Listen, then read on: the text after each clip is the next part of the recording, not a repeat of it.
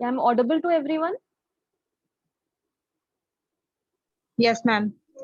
I was saying Yes. in last class we had discussed about, I guess, from the book I told you to study the chapters operators and control statements and all this, right? Because since it is already covered in your C++, very basics of it, and you should know all the.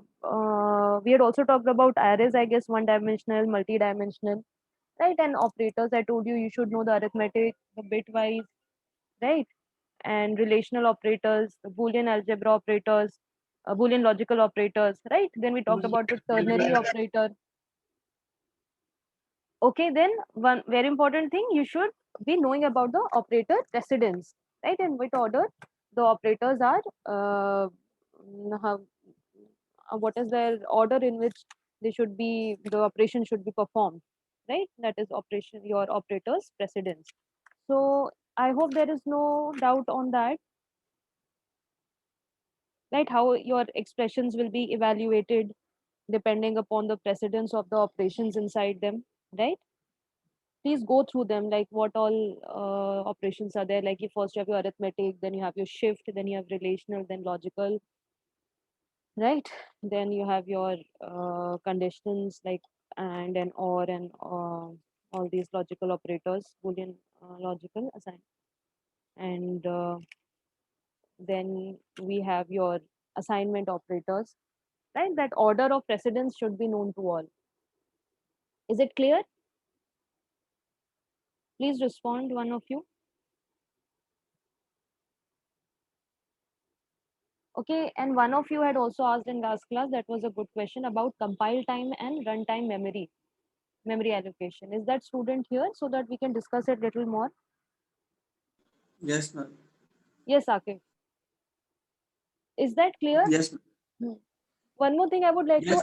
हाँ एक चीज और मैं उसमें add करूंगी कि आपके दो तरह के, because that much wasn't required so I did not tell in compile time, apart from checking for the size of your operators and all those things, आपका कंपाइल टाइम मेमोरी एलोकेशन भी होता है, right? Compile time memory allocation कैसे होता है? We were discussing about firstly the new keyword, right? वो आपका dynamic memory allocation रहता है, जिसमें at run time it will check कि आपके एलिमेंट्स के लिए कितनी मेमोरी रिक्वायर्ड है। ज्यादातर ऑब्जेक्ट्स हम किससे क्रिएट करते हैं? With the help of new keyword, right? Similarly in Java also हम कोई भी क्लास को, कोई भी मेथड को कैसे यूज कर सकते हैं? When we are create an object of it, right?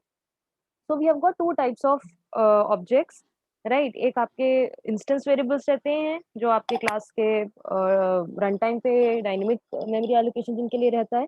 Then you also have static storage, right? Static storage can occur at your compilation time, right? आपके पास एक स्टैटिक मेमोरी भी रहती है, राइट? जो आपके कंपाइलेशन टाइम पे कंपाइलर जान सकता है कि क्या उसका साइज हो सकता है। जैसे आपका कोई वेरिएबल अगर डिफाइंड है, कोई प्रिमिटिव डेटा टाइप्स है, तो that can be allocated at the type of compilation, right? That is why runtime primitive data types हम रखते भी हैं, because static memory area can be used, right? तो आपका थोड़ा सा इसको देखिएगा, अगर हम चाहेंगे तो बाद में क्लास के थोड़ा डिस्कस कर लेंगे। You have got a heap space and you also have your stack memory, right? दो तरह की मेमोरी रहती है आपकी, एक हीप मेमोरी एंड एक आपकी stack memory, right? So your heap memory is used for dynamic allocation and your stack space is used for storing of आपके जो methods हैं, आपने जो classes रखी है, जो आपके local variables हैं, वो आपके stack space पे रहता है। So that type of memory yes can be used for this purpose. तो उसको थोड़ा सा देखिएगा, अगर और थोड़ा हो तो we can discuss it in this class. और today we were supposed to Okay, start ma'am. on, हाँ that was a good point कि आपका कंपाइलेशन टाइम पे भी में रहता है, और यहाँ पे अगर न्यू कीवर्ड के थ्रू आप डायनेमिक मेमोरी एलोकेशन कर रहे हो तो that will occur at the time of your run time. जब आप अपने प्रोग्राम को रन करोगे तो it will be decided then. So today we will be starting with introduction of the classes, right? क्योंकि that is the new thing here.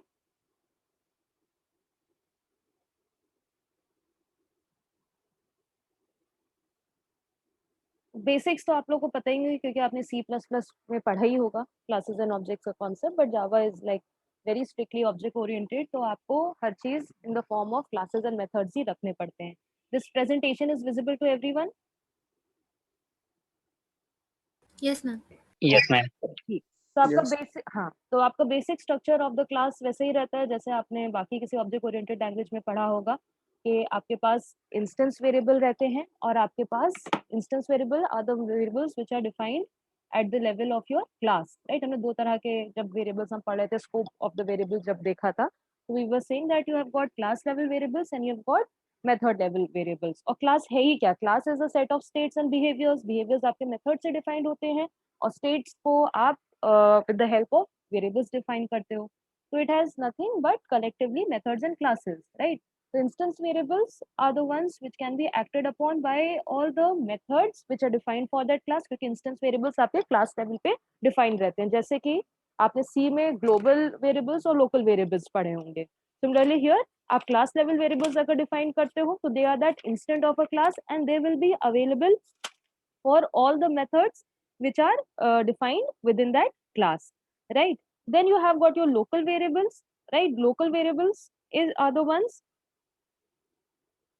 which are stored within some method of yours, वो उसी method के within ही accessible रहेंगे, right? So these are the some of the, when we're talking about variables there. और आपका general structure of the class यही रहता है कि आपके पास कुछ सेट ऑफ वेरिएबल्स होते हैं and you have your set of class methods with in a class.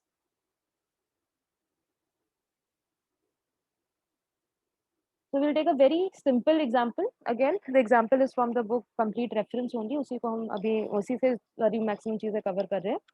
So here, if we have a simple class, right, जो किस क्या क्या क्लास है आपका ऑब्जेक्ट, यहाँ पे एक बॉक्स है, तो बॉक्स के क्या क्या स्टेट्स हो सकते हैं, आप उसको कैसे डिफाइन कर सकते हो? It will have a width, it will have a height, it will have a depth, right. So what we are trying to do, हमने एक बॉक्स टाइप का ऑब्जेक्ट बनाया जिसके कुछ इंस्टेंस वेरिएबल्स हैं। इंस्टेंस वेरिएबल्स हमारे पास क्या है? विड्थ, हाइट और डेप्थ, राइट।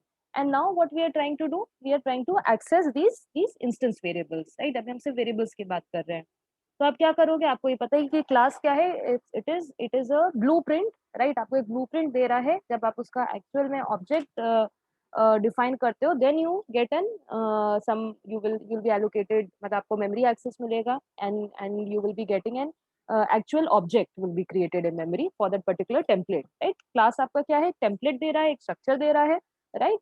और जब आप उसका एक ऑब्जेक्ट क्रिएट करते हो, देन यूर, मतलब जब उसका एक टाइप ऑफ ऑब्जेक्ट बनता है, देन उसके आपकी मेमोरी में एक्चुअल ऑब्जेक्ट एलोकेशन रहता है, राइट। तो जैसे यहाँ पे हमने एक बॉक्स टाइप का क्लास बनाया, now we are trying to access this box class through another class. एक हमारी डेमो क्लास है जिसमें हमने एक method, because public static void main आपको बताया था मेथड रहता है, तो सबसे पहले आपका कंपाइलर रन टाइम पे पिक करता है, right. It will enter your class through this, right. आप कंपाइल कर सकते हो कोई भी क्लास को, राइट, बट अगर आपको उसको एग्जीक्यूट करना है रन टाइम पे, सबसे पहले वो मेन मेथड को ढूंढता है।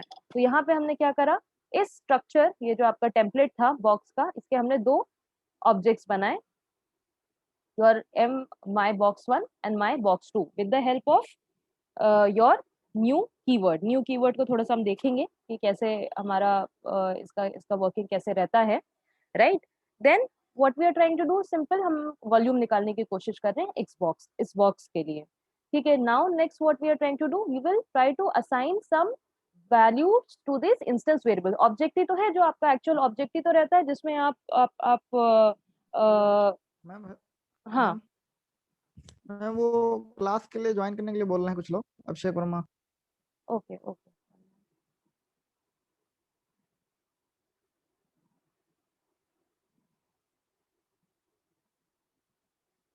राइट।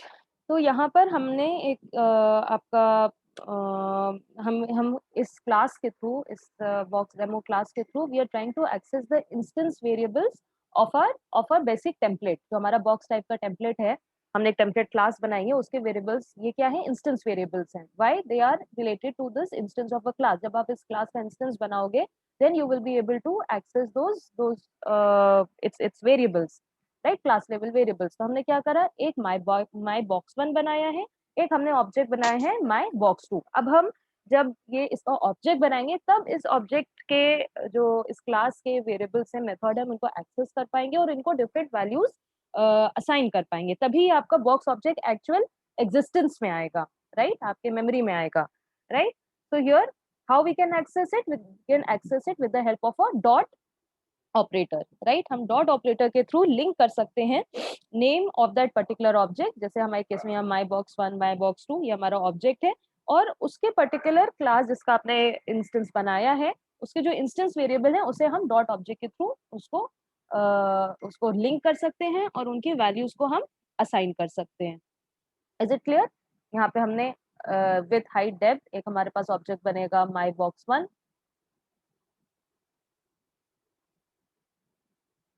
और एक हमारे पास ऑब्जेक्ट बनेगा माई बॉक्स 2। ये आपका B1 और ये हमारा दूसरा ऑब्जेक्ट आपका बनेगा MB2 माई बॉक्स 2। ठीक है, अलग अलग ये दोनों ऑब्जेक्ट्स बनेंगे, जिसमें एक इसका अपने वेरिएबल्स रहेंगे विथ हाइट एंड डेप्थ, एक इसके अपने इंस्टेंस वेरिएबल्स रहेंगे विथ हाइट डेप्थ। दोनों की अलग अलग मेमोरी में लोकेशन रहेगी और आप उनको अलग अलग वैल्यूज असाइन कर रहे हो। तो when you will B printing my box 1 dot with dot height dot depth, तो आपको इन तीनों का प्रोडक्ट मिलेगा। जब आप माई बॉक्स 2 के वैल्यूज को प्रिंट करोगे, आप मतलब कंप्यूटेशन वॉल्यूम का निकालोगे, तो you will get the multiplication of these 3 variables. दोनों के रिजल्ट्स अलग अलग आएंगे जिस ऑब्जेक्ट से भी आप एक्सेस करोगे। तो ये समझ में आ गया? ये तो समझ में आ ही रहा होगा कि ये क्या कर रहा है कि आप ऑब्जेक्ट्स को डिक्लेयर कर रहे हो, right? And then you are allocating a memory to it with the help of a new keyword. समझ में आ गया ये? Yes, ma'am. So you have your new keyword which is used for dynamic memory allocation at runtime. क्या करता है कि आपको memory allocate करता है, प्लस आपको एक रेफरेंस देता है उस मेमोरी लोकेशन के लिए, right? Here in this case, जैसे अगर हम बॉक्स टाइप का ऑब्जेक्ट बना रहे हैं so we'll be using the new keyword for creating an instance of this class box, and memory तो इसको ये allocate करेगा ही, प्लस इस मेमोरी की जो भी लोकेशन होगी, जो भी इसका रेफरेंस होगा, मान लिया x12 है, तो ये आपका रिटर्न करके देगा किस टाइप के ऑब्जेक्ट में। स्ट्रांगली टाइप है तो यू हैव टू आपको स्टोर भी इसको करना पड़ेगा बॉक्स टाइप के ऑब्जेक्ट में, राइट?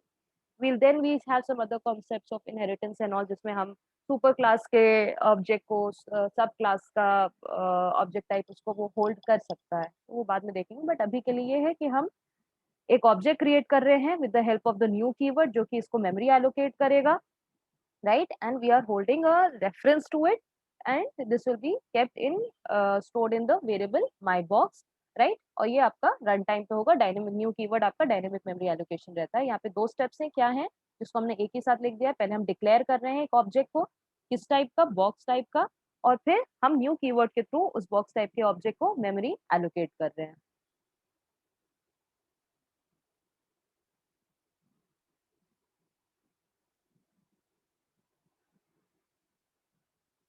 तो आपका जनरल फॉर्म क्या रहता है? आपको अपना क्लास वेरिएबल जो आपने डिक्लेयर करा है, जो कि उसी टाइप का रहेगा, right? Then you use the new keyword, then you mention the name of the class जिसका आप ऑब्जेक्ट बना रहे हो, followed by a parenthesis. This parenthesis is used for specifying the constructor. अभी हम थोड़ा कंस्ट्रक्टर्स के बारे में पढ़ेंगे, व्हाट अ कंस्ट्रक्टर इज।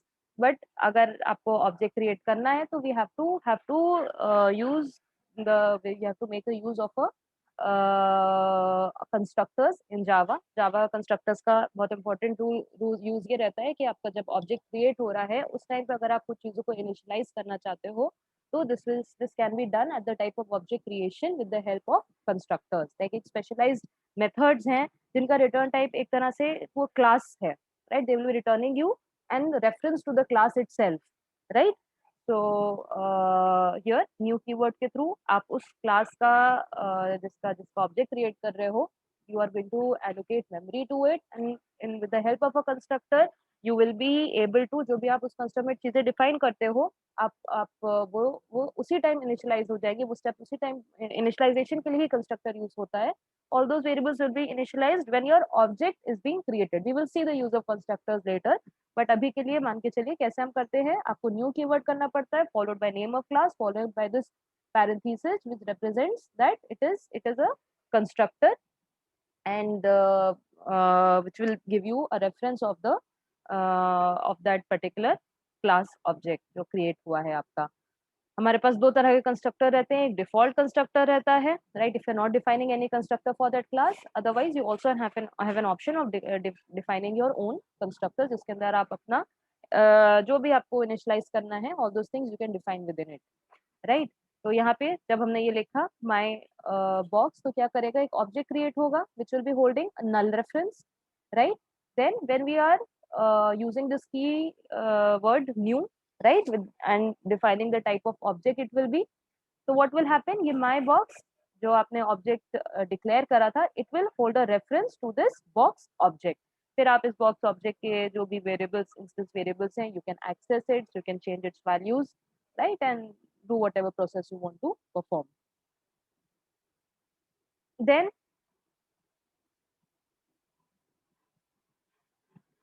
मान लिए हमने एक बॉक्स टाइप का वेरिएबल स्टोर करा b1 and we are declaring another type of box variable b2, and this b2 and b1 are referring to the same object, right? अभी हमने पहले example में क्या देखा था, एक हमने न्यू बॉक्स बनाए, दो न्यू बॉक्स बनाए थे, राइट, एक आपका my box 1 था, एक my box 2 था। Here what we are doing, we are just creating one object b1 and second object b2 is referring to the same object, right? तो आपका यहाँ पे क्या आएगा, b2 को अलग से कोई मेमोरी या उसका कॉपी नहीं होगी, उसके कहीं पे अलग से स्पेस नहीं उसको मिलेगी, simply it will be holding a reference to the same object. जो आपने बॉक्स ऑब्जेक्ट बनाया है b1 के नाम से, both of them will be referring to the same object, right. So in case अगर हम अब आपका एक बार ये मेमोरी क्रिएट हो गया, तो instead of having any copy of it, it will be referring to the same memory location.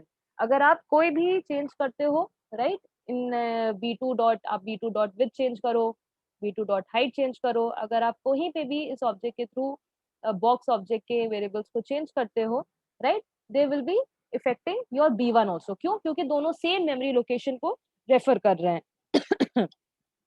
So what is going to happen here, कि अगर आपने कहीं पे भी, क्योंकि आपने सब्सिक्वेंटली जो भी चीज थी b1 में वो आपने असाइन कर दी है b2, they are going to any changes made to the object with the help of, मतलब through b2 will affect the object to which b1 is also referring, क्योंकि दोनों सेम ऑब्जेक्ट को ही refer कर रहे हैं, but they are not linked in any other way, right. b1 b2 का आपस में कोई लिंक नहीं है, b1 b2 से किसी तरह लिंक्ड नहीं है,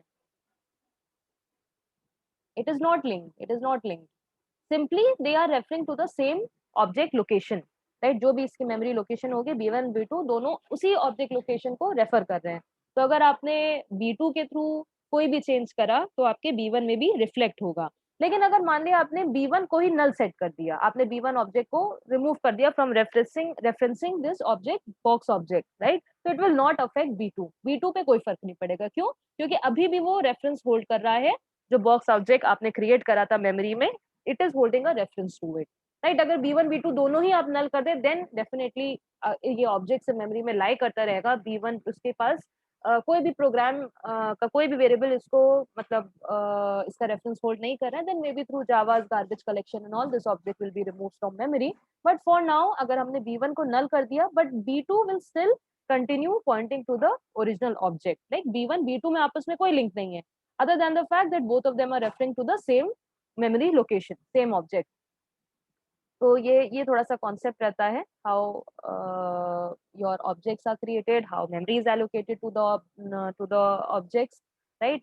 एंड आप अगर एक ऑब्जेक्ट रेफरेंस और दूसरा ऑब्जेक्ट रेफरेंस एक ही मेमोरी एक ही ऑब्जेक्ट को रेफर कर रहा है, तो what ever changes you make they will be reflected at that memory location, and but आपस में उनका कोई लिंक नहीं है। तो this is about how we can use the new keyword for declaring, sorry, for allocating, for creating an object, right, to get an class into actual existence। class का actual existence कब आता है? जब आप उसका object create करते हो, right, and then we can access the variables and the methods of it with the help of your object created।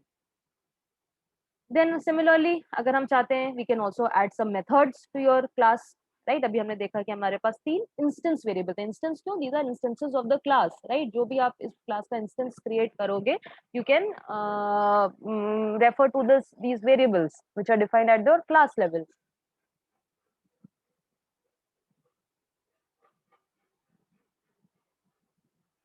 So similarly, we can display, we can add methods to our classes, right? उसमें आपका method का क्या रहता है? You have to specify the method name using your the conventions which are used for identifiers जो आप use कर सकते हो methods और class name को उसी convention के through. You have to parentheses define करते हो if in method declare करने के लिए. Then please mute yourself.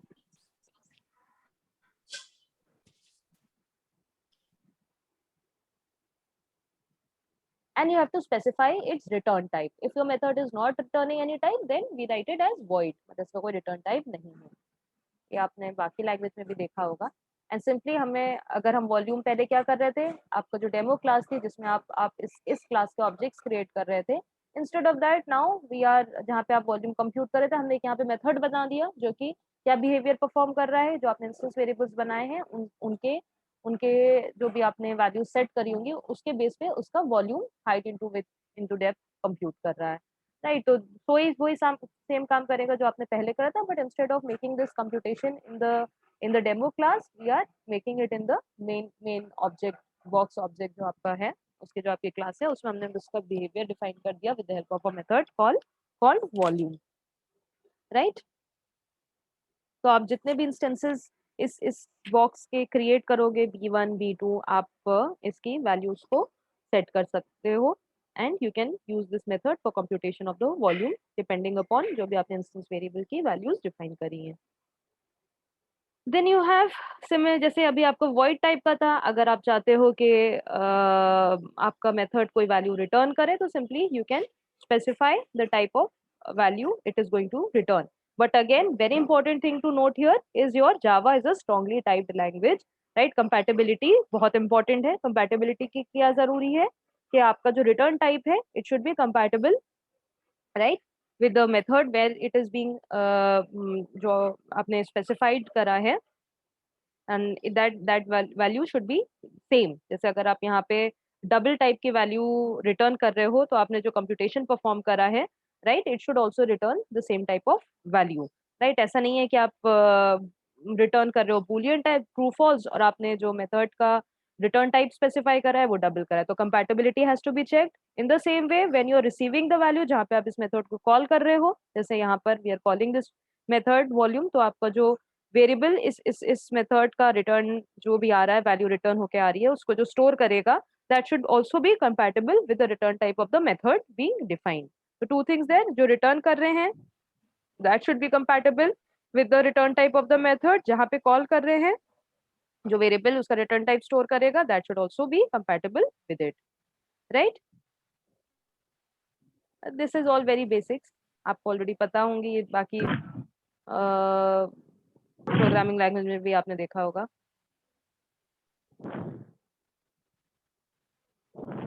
Please mute.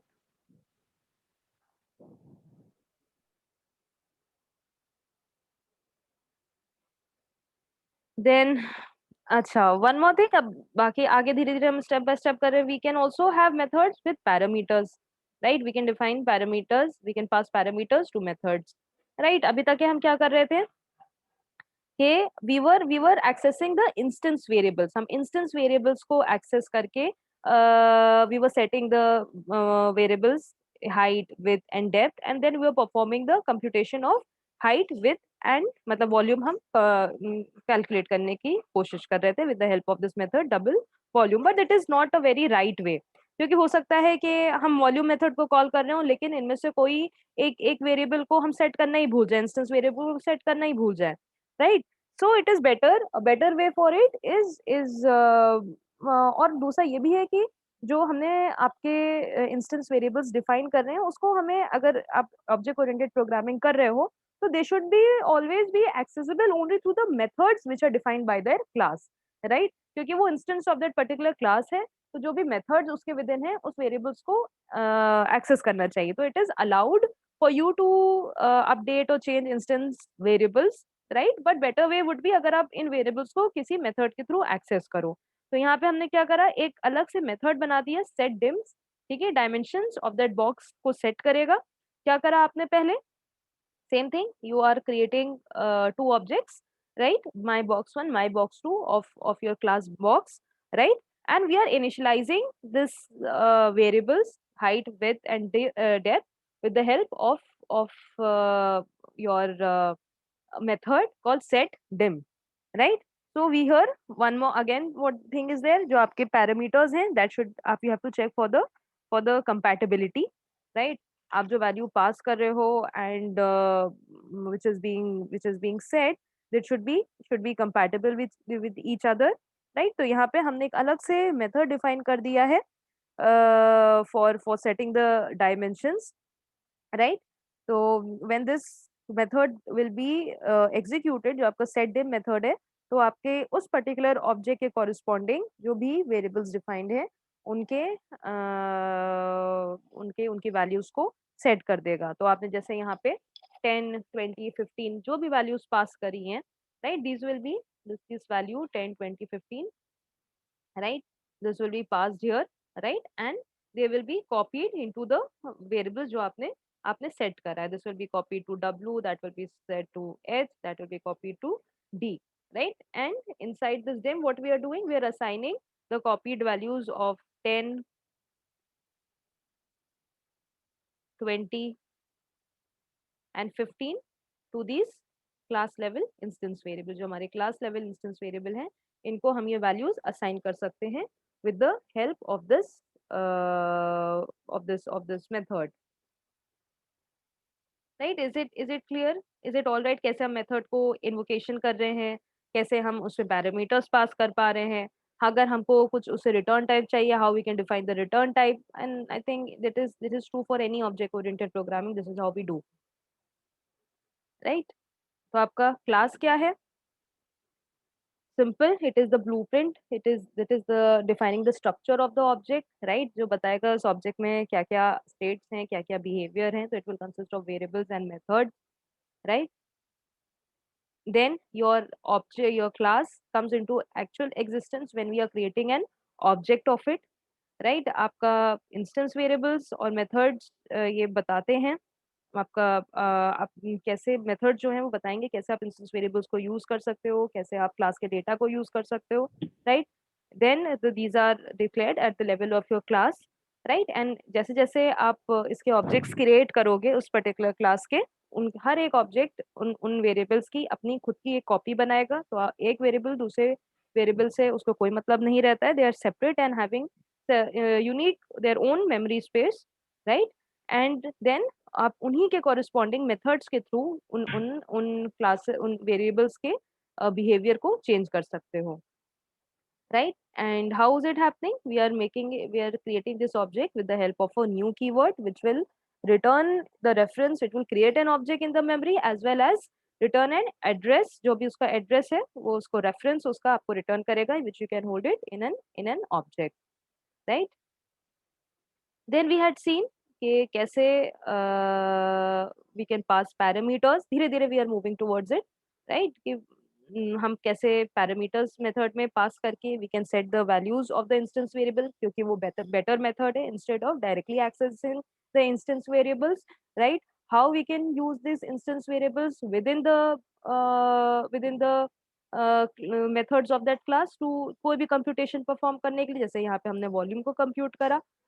Then we also have an option of returning a value from these methods, right? Where we have to keep a check on compatibility कि जो value आप compute कर रहे हो, return कर रहे हो, that should be compatible with the method which is returning it. And one more thing, यहाँ पे आपको methods को declare करने की जरूरत नहीं है, जैसे आपका C++ में रहता था कि जो भी उस methods हैं उनके नाम आपको specify declaration करना पड़ता है. Declaration and definition are together, right? आप यहीं पे ही declare और define कर रहे हो methods को, और उनका रिटर्न टाइप कंपैटिबल होना चाहिए with its return type, and also the volume sorry the variable which is going to get its return type, जहाँ पे आपने इसका ऑब्जेक्ट बना के इसके वेरिएबल को इसके मेथड को एक्सेस करा है, उनकी भी आपस में कंपैटिबिलिटी होनी चाहिए. This should be a double type of variable, right? Then we see that it is not the right way to access the instance variable directly. It is better कि हम पैरामीटर्स के थ्रू करें, right? तो हमने यहाँ पे देखा एक अलग से हमको एक मेथड अपना बनाना पड़ा जो कुछ काम नहीं कर रहा था सिवाय इसके कि आपके वेरिएबल्स को इनिशियलाइज कर रहा था, right? A better way for initializing the variables each time an instance is created. जब भी हम एक क्लास का इंस्टेंस क्रिएट कर रहे हैं, ठीक है, एक हमारे पास दूसरा तरीका, एक बेटर वे है, जो कि आपको अलग से मेथड बनाने की जरूरत नहीं है अगर आपको इनिशियलाइज करना है सर्टेन वेरिएबल्स इंस्टेंस, जैसे ही आप उस क्लास का इंस्टेंस क्रिएट करो, जैसे ही आप उस क्लास का ऑब्जेक्ट क्रिएट कर रहे हो, right. So for that we have, जो जैसे हमने स्टार्टिंग में बताया था, जो आप ऑब्जेक्ट क्रिएट करते टाइम क्लास नेम के आगे पैरेंथेसिस लगाते थे, these are called your constructors, right. तो बहुत हमारे पास एक रिक्वायरमेंट कॉमन रहती है, जैसे हमने बताया कोई भी ऑब्जेक्ट है उसके state defined the height width और डेप्थ से for an box type an object. So we require to initialize these variables at the time when the class is being constructed, right? जब आपका क्लास आपका existence में आ रहा है, जब उसका इंस्टेंस क्रिएट हो रहा है, उसी टाइम अगर हम कुछ ऑब्जेक्ट्स को इमिडिएटली इनिशियलाइज करना चाहते हैं, then in that case we have a special method, you can say, which has no return type. void भी आपको आपने बताया ना कि जैसे आप कोई भी मेथड डिफाइन करते हो, कम से कम उसके आगे void तो लिखना पड़ता है, even if it is not returning any type. But here constructors are special type of methods कैसे हैं, क्योंकि parenthesis है उनके आगे लगा, but they are have special thing that उनका नाम सेम होता है एज द क्लास, ठीक है, जो क्लास में उनको आप डिक्लेयर कर रहे हो, डिफाइन कर रहे हो, it has to be same as the class name, right. And syntactically it looks similar to a method but it does not have any return type. Why? Because यहाँ पे जब आप ऑब्जेक्ट न्यू से create कर रहे होते हो, constructor का नाम स्पेसिफाई कर रहे होते हो, तो return type of the constructor is the class itself. आपको एक क्लास का ही ऑब्जेक्ट बनाकर रिटर्न करता है कंस्ट्रक्टर का, और इसका काम क्या रहता है कि internal state of that particular object जो है उसको इनिशियलाइज करेगा, राइट। आपने जो भी उसके विद इन वेरिएबल्स इंस्टेंसेस जो भी क्रिएट करें, जो भी डिफाइन करे हैं, उनको फुली इनिशियलाइज करने के बाद आपके ऑब्जेक्ट को एक यूजेबल फॉर्म में लेकर आएगा, राइट। आपके पास उस ऑब्जेक्ट का रेफरेंस आ गया, तो you can use that object for accessing the variables and the methods defined with in that class, right. तो जब हम यहाँ न्यू बॉक्स ऑब्जेक्ट बना रहे थे, राइट, तो हम कंस्ट्रक्टर यूज कर रहे थे, एंड आपने देखा बॉक्स में कोई अलग से हमारे पास इस तरह का मेथड नहीं डिफाइन था जिसका नाम सेम हो as your class name and does not have a return type. तो this is what it is, a default constructor. इसको हम डिफॉल्ट कंस्ट्रक्टर कहते हैं। अगर हमने कोई भी कंस्ट्रक्टर नहीं डिफाइन करा है अपनी क्लास में, तो एक डिफॉल्ट कंस्ट्रक्टर जावा प्रोवाइड करता है, जिसका काम सिर्फ इतना रहता है कि जो भी आपने इंस्टेंस वेरिएबल्स, मतलब एक तो आपका ऑब्जेक्ट क्रिएट करके देगा, राइट, उसका इंस्टेंस क्रिएट करेगा, एंड जो भी इंस्टेंस वेरिएबल्स उस ऑब्जेक्ट के साथ एसोसिएटेड है उनको इनिशियलाइज करके उनकी वैल्यू 0 सेट कर देगा। बट नॉर्मली डिफॉल्ट कंस्ट्रक्टर के अलावा हम अपने खुद के भी कंस्ट्रक्टर्स डिफाइन करते हैं, जिनका बहुत यूज रहता है for initializing the instance variables of a class, right? Just let me mark your attendance, then we'll go ahead.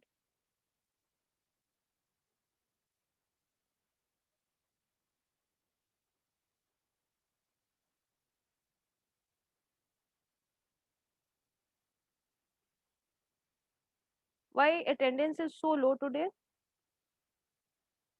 MCA के बहुत कम बच्चे आए हैं।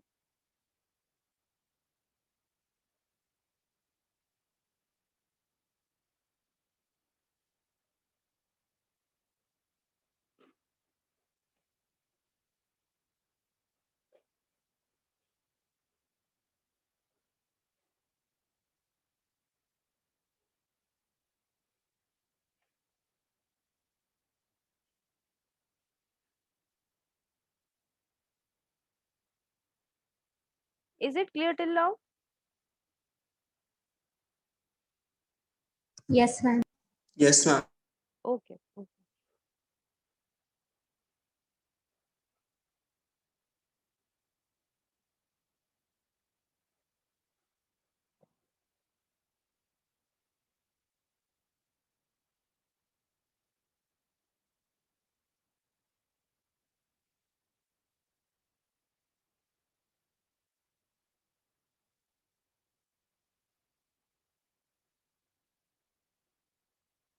All right. तो ये आपका इस तरह से आप कंस्ट्रक्टर को खुद भी डिफाइन कर सकते हो, राइट। जैसे हमने क्या करा कि एक आपका डिफॉल्ट कंस्ट्रक्टर था जो क्या कर रहा है, सबकी वैल्यूज इनिशियलाइज कर दे रहा है 0 से।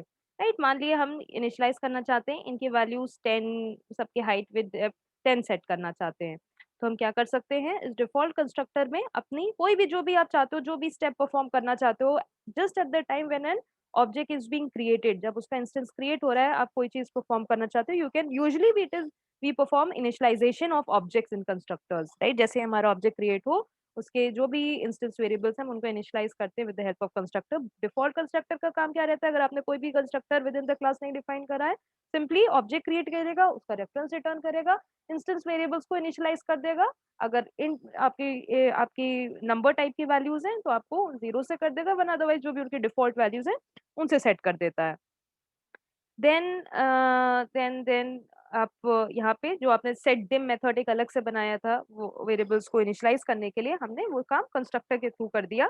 तो all these values will be set to 10 10 10 and you will be we can use a method जो कि वॉल्यूम टैली की तरह कंप्यूट कर रहा था। Then, just like your methods, we also have option of parameterizing your constructors. Right? अभी हमने देखा, अगर हम कोई भी पैरामीटर नहीं डिफाइन करें, we can also pass values of these, क्योंकि देखिए अगर हमने दो ऑब्जेक्ट्स क्रिएट करें, right, you my box 1 my box 2, अगर हम उनको सेम ही तरह से इनिशियलाइज कर दे तो फायदा ही क्या हुआ, राइट। अगर हम उन वेरिएबल्स को सेम तरह से इनिशियलाइज करते then what is the use of creating different objects, right. हम चाहते हैं एक ऑब्जेक्ट क्रिएट हो बॉक्स का जिसकी हाइट विद 10 20 15 सेट हो, दूसरा ऑब्जेक्ट क्रिएट हो जिसकी हाइट जिसके डायमेंशंस 3 6 9 क्रिएट हो। तो हम क्या कर सकते हैं, जब हम अपने ऑब्जेक्ट्स को क्रिएट कर रहे हैं, when we are creating these objects, then at that time itself we can initialize these variables by passing it to the default constructor. अभी तक हम क्या कर रहे थे, सिंपली न्यू बॉक्स लिख रहे थे। Please maintain your practical files also, जो भी आपको प्रोग्राम्स कराए जा रहे हैं, इनको प्रैक्टिकल फाइल्स में भी साइड बाय साइड करते जाइएगा, because we are combining your practical, क्योंकि Java I think everyone would have been able to set up, right. तो इन प्रोग्राम्स को अपने एंड से ट्राई भी करते रहिए। So here we are using parameterized constructors to initialize the instance variables, right? कुछ नहीं करा है, simply parameters object create करते time pass कर दिए हैं, right? They will be declared, your values will be, memory will be allocated and the instance variables will be initialized with the values which have been passed. ठीक है, ये आपका constructor defined है और वही काम करा है, volume हमने compute करा है। I think less than 1 minute is there. So next term we will discuss the this keyword and instance variable hiding, कैसे आपका इंस्टेंस वेरिएबल हाइड हो जाता है अगर आपका लोकल वेरिएबल भी सेम नाम का है, और कैसे हम उसको अवॉइड कर सकते हैं। And we'll be seeing a little about garbage collection in Java. Is it all right till now?